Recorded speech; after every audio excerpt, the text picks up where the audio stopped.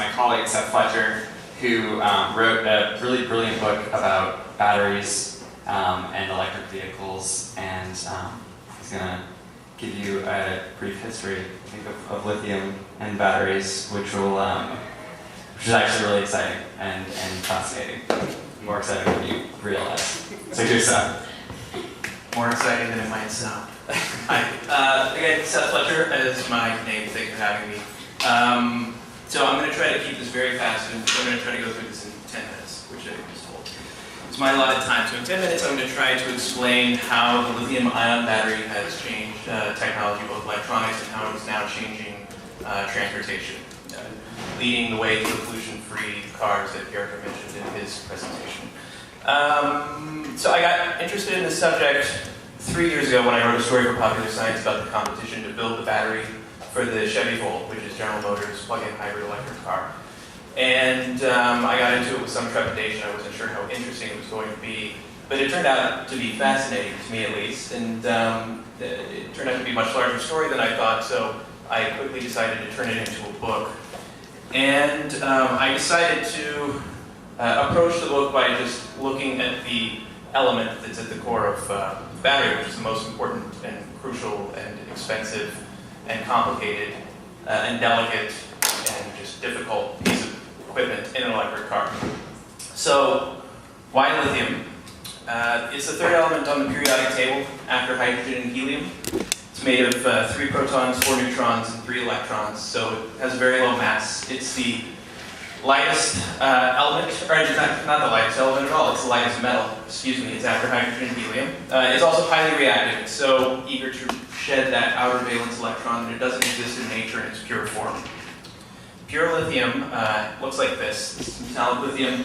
It's soft, it's less dense than water, it's about the consistency of cold brie cheese, and those two characteristics, the low density and high reactivity, make it an ideal battery ingredient. And the reason why is if you think of electricity as a stream of electrons, you can't just shove electrons into a can. You have to, every electron stored in a battery comes tethered to an atom. So you want those atoms to be as small as possible because you want the lightest storage device you can make. You also want highly reactive elements because a battery is just a controlled chemical reaction. So the more reactive, more highly reactive your reactants are, the more energy you can store in that battery. The reactivity makes it very difficult to work with. People started working on this in the late 60s, prompted by the smog crisis in the LA basin. The research sped up in the early 70s as a result of the oil embargo. And then in 1976, a guy named Stan Whittingham, working across the river in Linden, New Jersey at Exxon R&D, developed the first rechargeable lithium battery. So Exxon was on the verge of commercializing a very small, coin-sized version of this, and it was going to go into solar watches and eventually electronics, but the idea behind this the whole time was to commercialize electric vehicles. That's what really kept the scientists going, and that's where a lot of the funding was going. That's where a lot of the funding was coming from.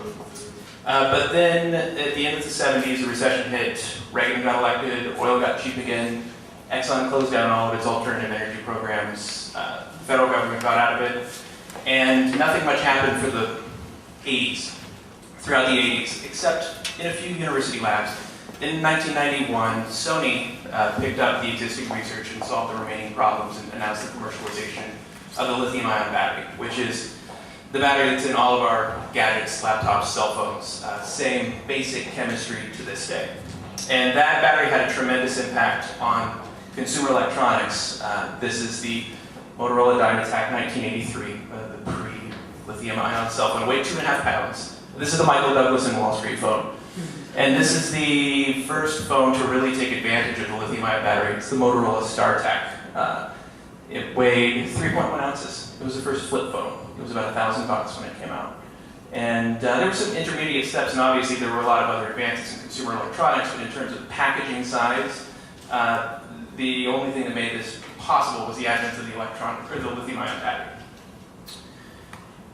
It was only a matter of time before someone had the idea of putting these batteries in a car, and Tesla Motors, California startup, gets credit for being first. In 2006, they unveiled this car, which is a Tesla Roadster, 2-seat sports car. It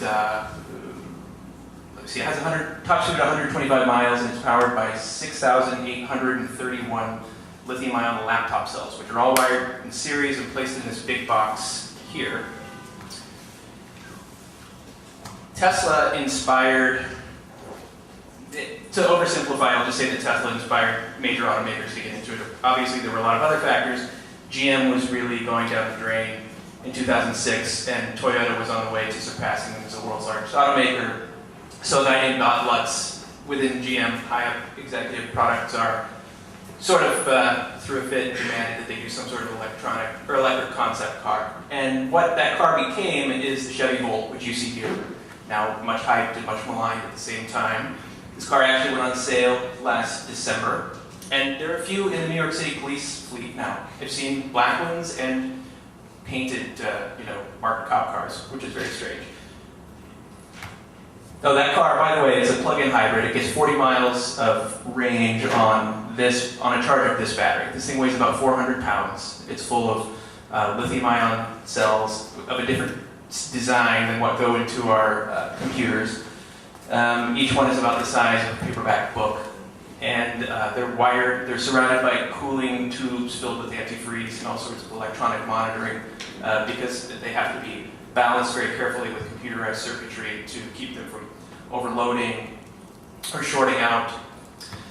The next big announcement in this space was the Nissan Leaf, and this was announced in 2009 and also went on sale last December. Unlike the Volt, this has no gas engine for backup. This is a purely electric car. It gets about 100 miles of range on the lithium-ion batteries, 24 kilowatt hours of lithium-ion batteries, and this was a big bet because it's a big gamble, because the problem with electric cars has always been limited driving range. The problem with an electric car is, well, in the city, a big problem is where to charge it, which is a separate issue. But for most of the rest of the country, if you have a garage, you have a place to charge these cars. But the problem is you can't drive one from here to Vermont. You can't drive one of these from here to Vermont because it has a 100-mile range maximum. So you can take a Chevy Volt, but you'll be burning gas after 30 or 40 miles. So that's why the Volt is designed as it is. It has the back gas engine as a compromise. And Nissan has been very bold about this. They've spent probably $6 billion, or will have spent $6 billion by, I believe, 2013.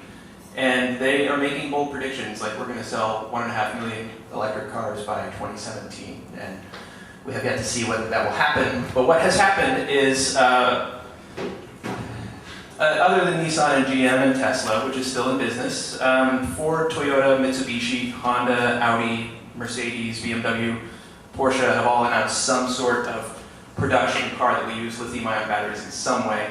Some of those are one-off stunt cars, electric, super expensive sports cars. Some of them use small lithium-ion batteries to basically shut down the gas engine whenever they can to cut down on pollution and gas usage. But the question that everybody started to raise as all these announcements were being made were, is there enough lithium to go around? Where does lithium come from? It's not a very familiar substance. The vast majority of the world's battery-grade lithium comes from this corner of South America, which is nicknamed the Lithium Triangle. Bolivia, Chile, and Argentina intersect. The Andes run north and south through here, but it's a desert region on the Chilean side, semi-desert on the Bolivian and Argentine side. And it's home to the remains of a series of ancient salt lakes. And those salt lakes are now salt flats, but they're soaked in briny water that is very high in minerals, boron, magnesium, calcium, potassium, lithium. Here is a mine on the,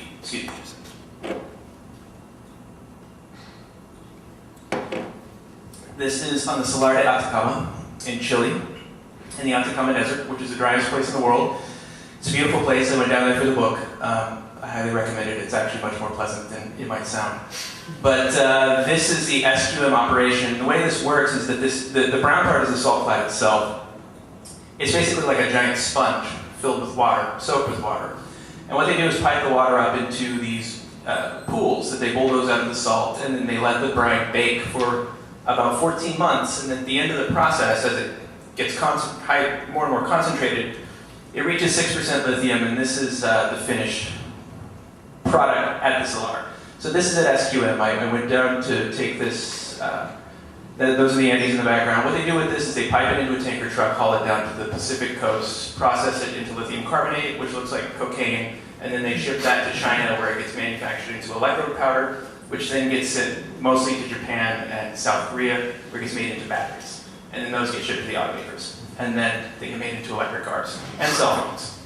So there's been a lot of talk in the media about a shortage of lithium. There is no shortage of lithium. The total annual demand right now is about 120,000 metric tons. Even with electric cars, it'll probably double in the next 10 years. But the total resources are something like 32.5 million metric tons. There's a lot to go around. And it can be recycled. And it's not burned like oil.